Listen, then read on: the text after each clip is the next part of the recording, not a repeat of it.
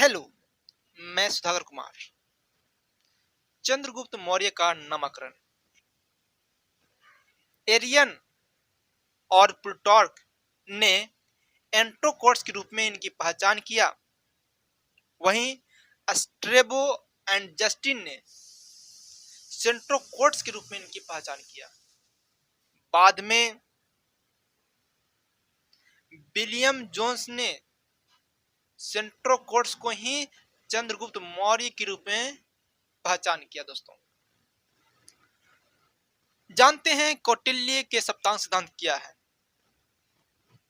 राज्य के अच्छे प्रशासन के लिए चाणक्य द्वारा राज्य के 7 अंग बताए हैं, जिसे हम सप्तांग सिद्धांत कहते हैं। यह सिद्धांत अर्थशास्त्र के 6वें प्राधिकरण में प्रथम अध्याय में दिया गया है। ये 7 अंग हैं: स्वामी, अमात्य, जनपद, दुर्ग, कोष, दंड और मित्र। बिंदुसार के दरबार में 2 प्रमुख राजदूत आए थे, डायमेकस और डायनोसियस। डायमेकस सीरिया के थे, जबकि डायनोसियस मिस्र से आए थे। डायनोसियस राजदूत भारत के धर्म में बहुत रुचि रखते थे।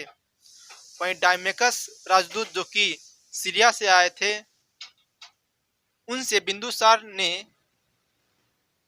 डायमेकस के सहारे सीरियाई शासक एंटियोकस से 3 वस्तुओं की मांग किया था। दोस्तों, शराब, अंजीर और दार्शनिका। समंत पदासिका क्या है? समंत पदासिका एक ग्रंथ है जिसके लेखक बुद्ध घोष हैं। इस ग्रंथ की खास बात यह है कि इस ग्रंथ में अशोक द्वारा अवंती महाजनपद को जीतने की जानकारी प्राप्त होती है समंत पदासिका से। 2 मौर्यकालीन स्थलों की बात करें, बुलंदी बाग तथा कुम्हरार की, तो ये दोनों स्थान पटना में अवस्थित है। और खास बात इन दोनों जगहों से लेकर के यह है कि इन जगहों पर खुदाई कराने से मौर्यकालीन में बने लकड़ी के विशाल अवशेष मिले हैं इन दोनों जगहों से, और दोनों के दोनों पटना में ही अवस्थित है। दोस्तों, सांची का स्तूप, इसका पुराना नाम काक नाम है और यह मध्य प्रदेश के रायसेन जिला में पड़ता है, जिसका निर्माणकर्ता अशोक हैं। आपको पता ही होगा कि भरूच का स्तूप एमपी में है और अमरावती का स्तूप आंध्र प्रदेश एपी में है। चलिए, अशोक का शिलालेख जानने से पहले अशोक के अभिलेख जानते हैं, जिसे हम 3 भागों में बांटते हैं: शिलालेख, स्तंभ लेख और गुहा लेख। शिलालेख, अशोक के टोटल 14 शिलालेख हैं और अधिकांश शिलालेख साथ ही साथ सारे अभिलेख भी प्राकृत एवं ब्राह्मणी लिपि में लिखा गया है। लेकिन दोनों में तुलना करने की बात किया जाए तो प्राकृत भाषा में ज्यादा लिखा गया है। कुछ शिलालेख खरष्टी लिपि में भी लिखे गए हैं, जैसे शाहबाजगरी का मानसेहरा का शिलालेख, जो कि खरष्टी लिपि में लिखा गया है। कुछ अभिलेख अरमाइक भाषा में भी लिखा गया है, जैसे भगनाभिलेख, सरेकुना नामक जगह से प्राप्त अभिलेख और लंघमान नामक स्थान से प्राप्त अभिलेख, जो कि अरमाइक भाषा में लिखा गया है। कुछ शिलालेख जो कि ब्राह्मणी लिपि में लिखा गया है, जैसे कि अनुराधापुर का शिलालेख जो कि श्रीलंका में पड़ता है, पिपरावा शिलालेख, सोगौरा शिलालेख और महास्थान शिलालेख। कंगन हल्ली का शिलालेख, यह शिलालेख कर्नाटक में अवस्थित है, जो कि पत्थर का बना एक बौद्ध स्तूप है। इस शिलालेख पर अर्थात कंगनहल्ली शिलालेख पर राजा अशोक और उसके रानी का चित्र बना हुआ है। इसी स्तूप पर अशोक का नाम रानियों अशोक अर्थात राजा अशोक लिखा गया है कंगनहल्ली के शिलालेख पर। अन्य अभिलेख जैसे कि मास्की, गुर्जरा, नेत्तोर, उरेनगोलम अभिलेखों पर भी अशोक का नाम लिखा हुआ है। बताते चले तो गुर्जरा जो शिलालेख है, यह मध्य प्रदेश में पड़ता है। अशोक का रुमिनदेई स्तंभ लेख। दोस्तों, अशोक का राज्याभिषेक 369 बीसी में हुआ था और उसके 8वें वर्ष अर्थात 361 बीसी में कलिंग युद्ध हो गया। 10वें वर्ष उन्होंने 8वां शिलालेख बनवाया और इसमें बोध गया की यात्रा किया। 20वें वर्ष लुम्बिनी गए और वहीं पर रुमिनदेई अभिलेख लिखवाया। अशोक के राज्याभिषेक के 20वें वर्ष लुम्बिनी में रुमिनदेई अभिलेख बनवाया गया। दोस्तों, लुम्बिनी जो कि भगवान बुद्ध की जन्मस्थली है, इस कारण से अशोक ने भोग कर को माफ कर करके राजस्व कर 1/6 से घटा करके 1/8 कर दिया। भब्रू अभिलेख में अशोक ने अपने मगध का सम्राट बताया है। भब्रू अभिलेख में कांसी एक स्थान है जो कि उत्तराखंड में स्थित है और यहाँ से अशोक का शिलालेख प्राप्त हुआ है। अशोक के शिलालेख 12 में धार्मिक सहिष्णुता का विचार प्रकट होता है।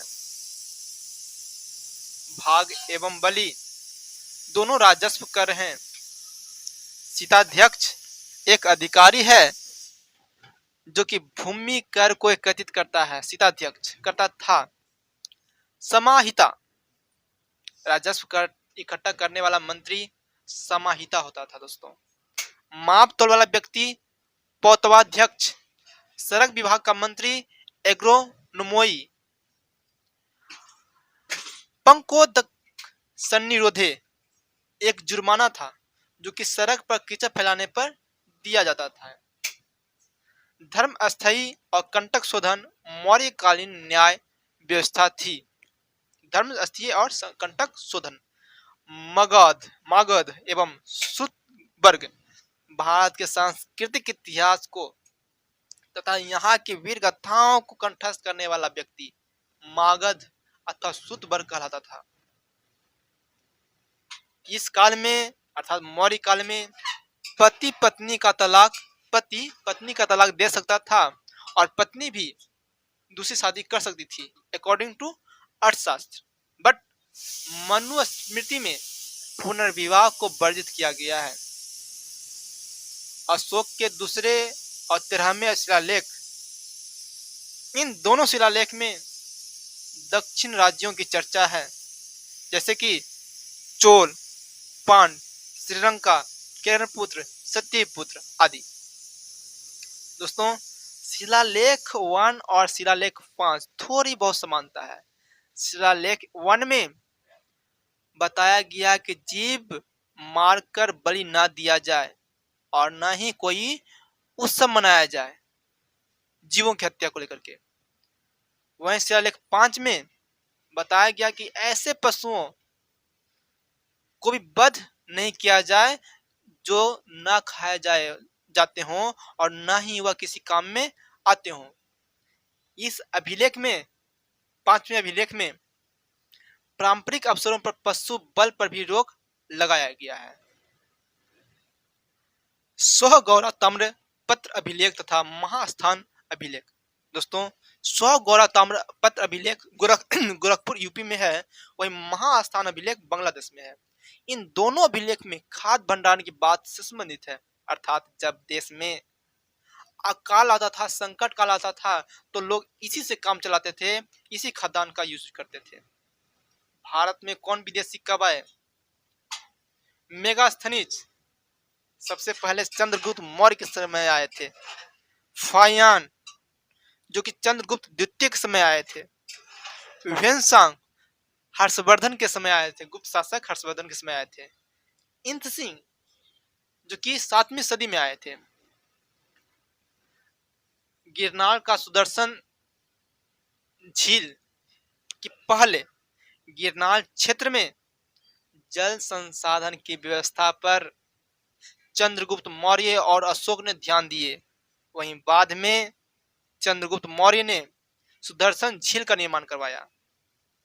जिसकी मरम्मत रुद्रदामन और स्कंद गुप्त ने भी करवाए थे। इस सुदर्शन झील पर एक अभिलेख लिखा गया है जिसका नाम है जूनागढ़ अभिलेख, जिसके निर्माणकर्ता रुद्रदामन जी हैं। जय हिंद, जय भारत।